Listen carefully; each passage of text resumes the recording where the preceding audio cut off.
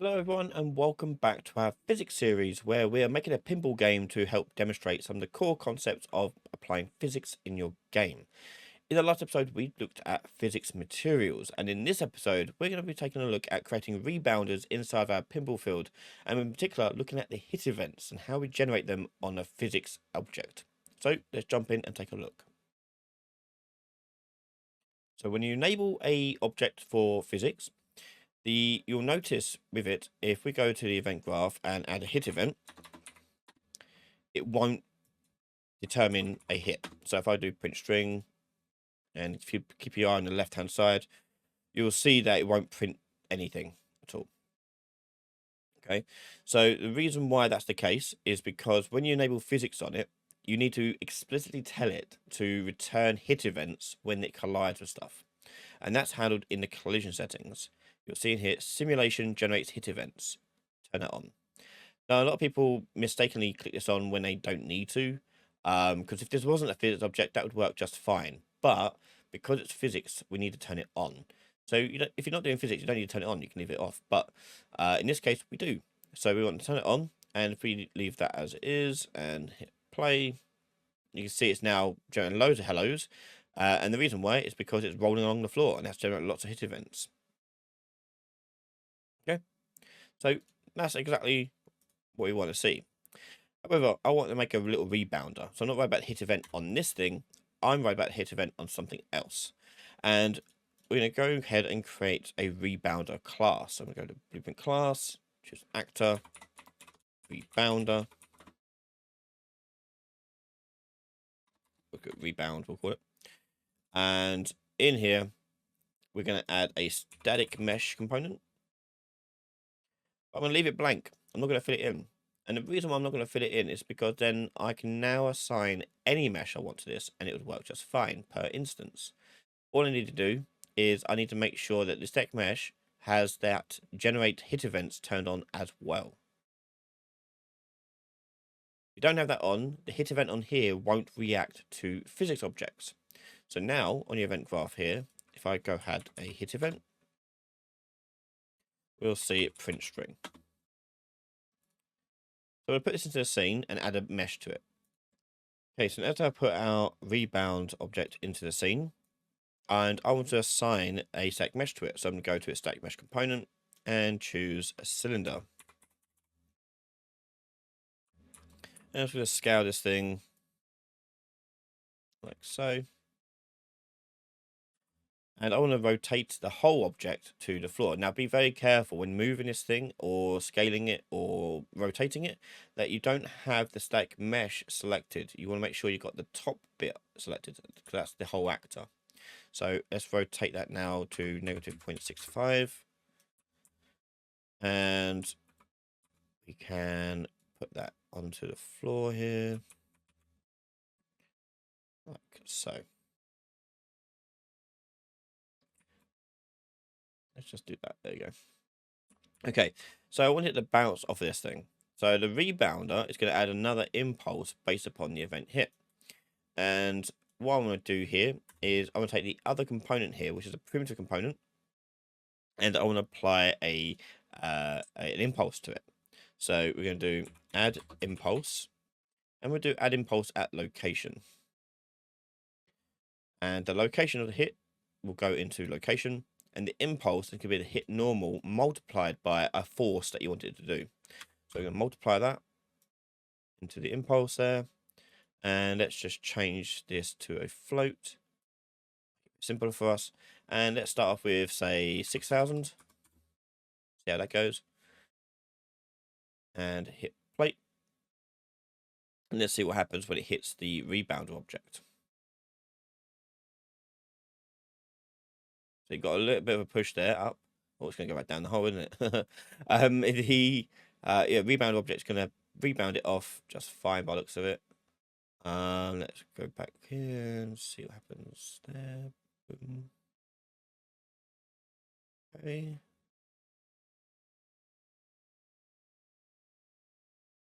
Oh. Okay. So that seems to rebound just fine.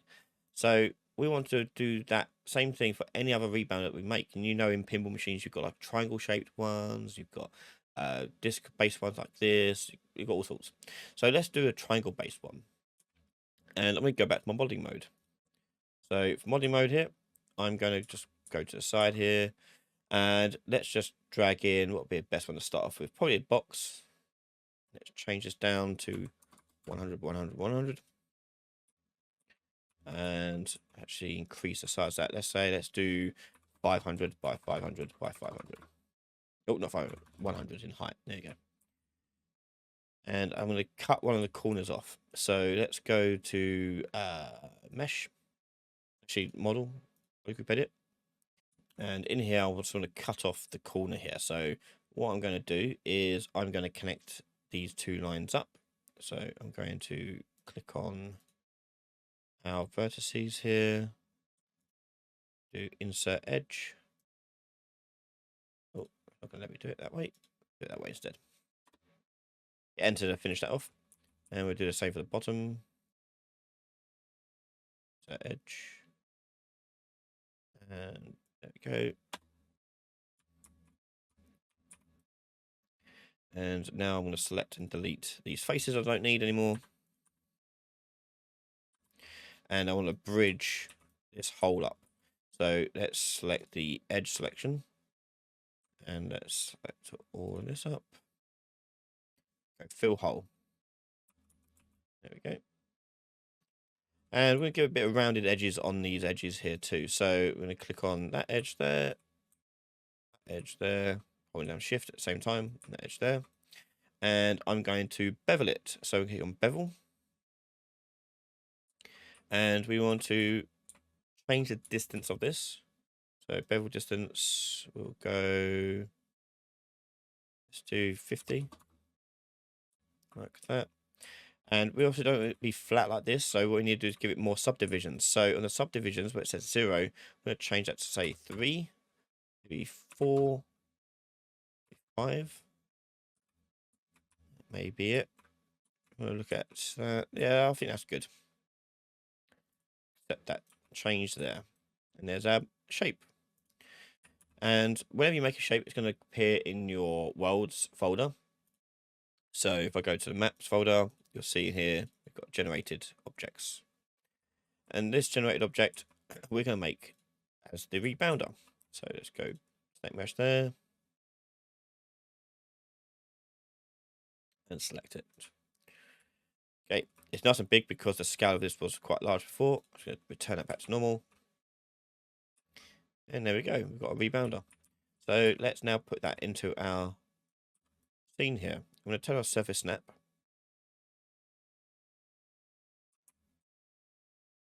And it should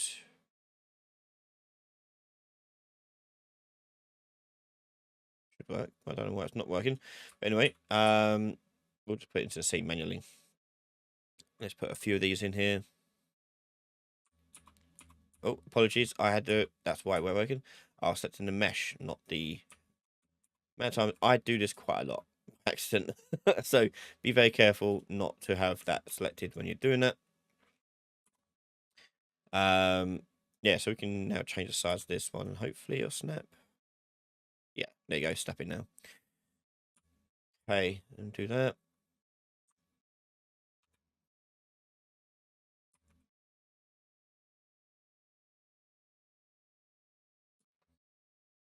And we'll put that over here.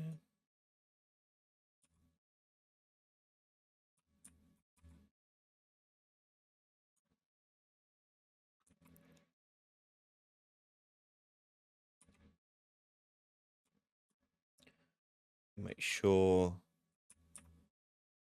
the rotation of these is correct. Let's see, that's not looking too good there. Let's just rotate that 90 degrees there. Minus 6.5. It's in world, yeah.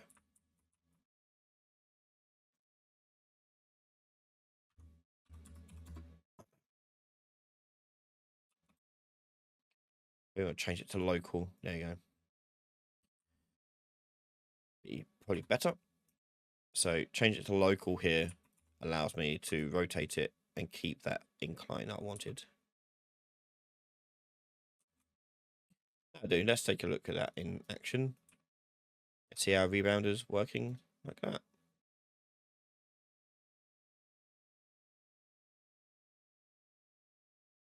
Of course, it mimics all of them. Let's move this down a bit. Let's go down here.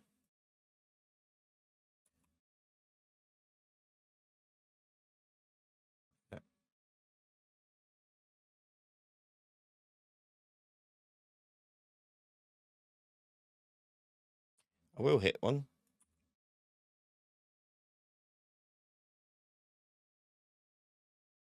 I want to see it like push the ball off it. That's what we want to see.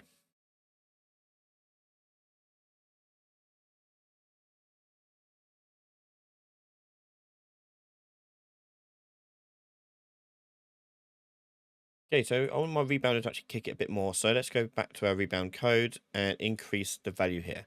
Now I'm going to increase this quite a lot just to see the difference. So multiple of 100 there. And I want to see this kick off a little bit better. So the problem we got here, as you can see, it's getting stuck inside of it. Now, one thing I forgot to mention was that our object here is rebounding off the complex collision. We probably want it to rebound off of the simple collision instead. Because whenever you model anything inside the modeling software in here, it will make it so the mesh is using complex collision. So let's open it up. And let's change this to not do that. So there's the simple collision, and you see it's using complex, which we don't want. So we need to change that in the default settings. Go down here, change the project default. Now we need to build some collision on it.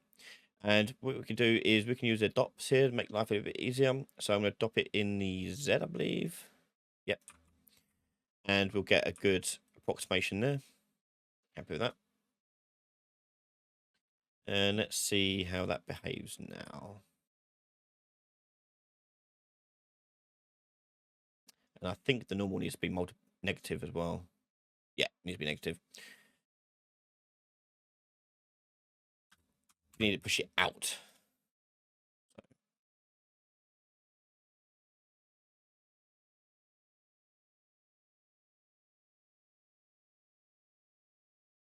Yeah.